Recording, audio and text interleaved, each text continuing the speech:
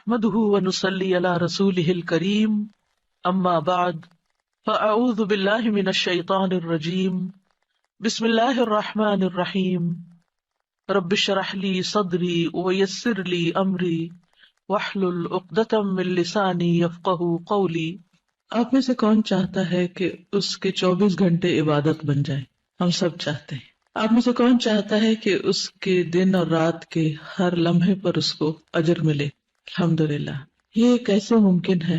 یہ اسی وقت ممکن ہے جب ہمارے یہ سارے اوقات اللہ سبحانہ وتعالیٰ کی اطاعت میں گزرے، اس کی فرما برداری میں، اور اس کی اطاعت میں اسی وقت گزر سکتے ہیں جب ہم جانتے ہوں کہ ہم سے اس وقت وہ چاہتا کیا ہے، وہ دن کے آغاز پر کیا چاہتا ہے، وہ دن میں ہم سے کیا کام چاہتا ہے، وہ دن کے اختتام پر ہم سے کیا چاہتا ہے، وہ رات کے وقت ہم سے کیا چاہتا ہے، اور پھر سونے کے بعد جاگنے کے وقت ہم سے وہ کیا چاہتا ہے۔ جب ہمیں یہ سب باتیں پتہ چل جائیں اور ہم ان کے مطابق اپنی زندگی کو ڈھال لیں تو ہی ہماری زندگی عبادت بن سکتی ہے۔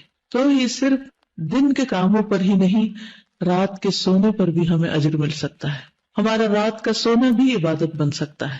خوش قسمت ہیں وہ لوگ جو علم حاصل کرتے ہیں اس نیت کے ساتھ کہ وہ اس پر عمل کر سکے، اور عمل اس نیت سے کرتے ہیں کہ ان کا رب ان سے راضی ہو جائے، اور وہ اپنی اس مختصر سی زندگی میں، چھوٹی سی زندگی میں جو گنی چنی ہے، اس زندگی کا ایک ایک دن یادگار دن بنا لیں۔ مومن کے لیے صرف چند دن یادگار نہیں ہوتے۔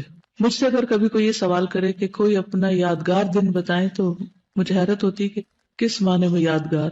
مومن کا تو ہر دن ہی یادگار ہوتا ہے، اور یادگار ہونا چاہیے۔ ہر دن ایک اسپیشل دن ہونا چاہیے، کیونکہ کسی بھی دن کی اہمیت کچھ کم نہیں، ہر دن بہت اہم ہے۔ لہٰذا اس وقت اپنی نیتوں کو خالص کرتے ہوئے سراسر صرف اللہ کی رضا کے لیے عمل کی نیت کے ساتھ اس کتاب کو پڑھیں۔ اس میں سے بہت سی معلومات ایسی ہیں جو آپ کو آلریڈی ہیں، آپ جانتے ہیں، لیکن کمی کہاں ہے؟ عمل میں۔ عمل میں کمی کی کچھ وجوہات ہوتی، اس کی ایک بڑی وجہ علم کا نہ ہونا ہے، یا پھر علم کا منظم طریقے پر نہ ہونا، یعنی علم تو ہے لیکن کسی آرگنائز شکل میں نہیں، یا پھر علم ہونا اور عمل کے وقت بھول جانا، اور پھر کبھی یاد ہوتے ہوئے محض سستی کرنا۔ تو بات ہو رہی تھی اس شوق کی، اس ذوق کی کہ ہماری ساری زندگی عبادت بن جائے، ہم ہر وقت اللہ تعالیٰ کی اطاعت میں رہیں اور ان سارے اسباب کو اپنے سے دور کر دیں جو ہمیں اس اطاعت سے دور کرتے ہیں۔ ہمیں اس کا فائدہ کیا ہوگا اگر ہماری ساری زندگی عبادت ہوگی، ہماری ساری زندگی اگر اللہ تعالیٰ کی اطاعت کے مطابق ہوگی تو اس کا فائدہ کیا ہوگا؟ آخرت میں نجات ہوگی اور ہمارا اعمال نامہ وزنی ہو جائے گا، دنیا کی زندگی بھی پرسکون ہوگی، کیونکہ جب ہم اللہ کی نافرمانی کرتے ہیں تو کبھی بھی سکون نہیں پا سکتے، اور اللہ کی اطاعت میں اطمینان ہی اطمینان ہے، سکون ہی سکون ہے، خوشی ہی خوشی۔ امام ابن تیمیہ کہتے ہیں کہ جو شخص دنیا کی جنت میں داخل نہیں ہوا وہ آخرت کی جنت میں داخل نہیں ہو سکتا، اور دنیا کی جنت میں وہی داخل ہوتا ہے جو اللہ کی اطاعت کرتا ہے اور اللہ کی نافرمانی سے بچتا ہے۔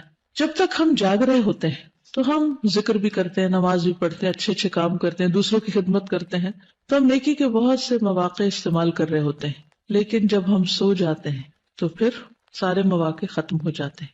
ہاں، اگر ہم ذکر کرتے ہوئے سوئیں اور وہ اذکار جو نبی صلی اللہ علیہ وسلم نے سکھائے، اور ذکر کرتے ہوئے اٹھے وہ اذکار جو نبی صلی اللہ علیہ وسلم نے سکھائے، تو ان دو کناروں کے بیچ کا حصہ یہ وقت بھی عبادت بن جائے گا، اور جب یہ وقت عبادت بنے گا تو صبح آپ خوش و خرم اٹھیں گے، اور جب خوش و خرم اٹھیں گے تو پھر کیا ہوگا؟ اچھے اچھے کام کریں گے، سارا دن اچھا گزرے گا۔ بظاہر دیکھنے میں معمولی سے ٹاپکس ہیں لیکن حقیقت میں بہت بڑے اجر کے حامل، اور اسی اجر کی توقع رکھتے ہوئے اپنی راتیں گزاریں۔